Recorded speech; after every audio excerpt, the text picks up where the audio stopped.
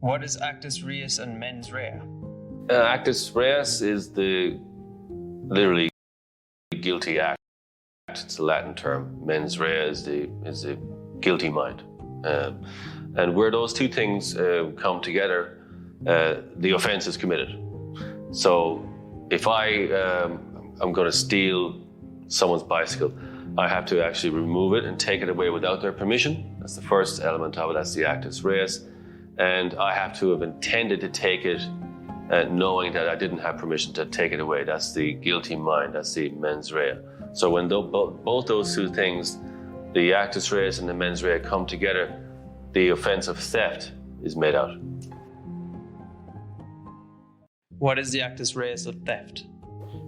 Actus reus of theft is taking the object, taking the bottle of Coke from the shop, taking an item from a store, taking it and knowing, which is the guilty mind part, but taking it without the consent of the owner is the actus reus. It's the doing of the thing that's illegal. That's what the actus reus is.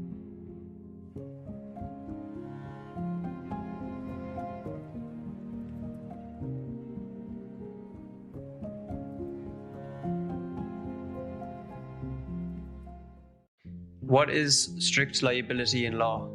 In law, strict liability is a category of offences. There's not that many of them that don't require intention to be proven. So if you walk down the street and you've got a bag of cannabis in your pocket, you might say you didn't intend to have it in your pocket, but it's going to be a hard one to sell. The fact that you have it at all, regardless of your intention, is sufficient to prove the case against you.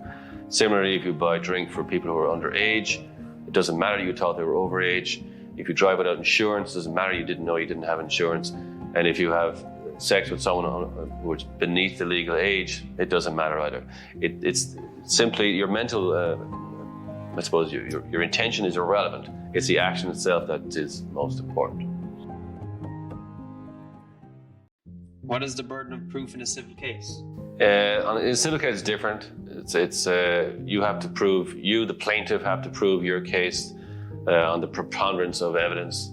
In some countries, it's on the balance of probabilities, that your argument is more likely than not to be the more dominant argument in that case. So if you're advancing an argument, it's more likely that your side of the story is true than the defendant. So when you put your argument across, you as the plaintiff have to prove it. Defendant has to defend it or should defend it. That involves two parties being involved in proceedings. In criminal cases, it's the state has to move the case all the time and beyond a reasonable doubt. In civil cases, it's on the balance of probabilities, the preponderance of evidence, which is a much lower standard.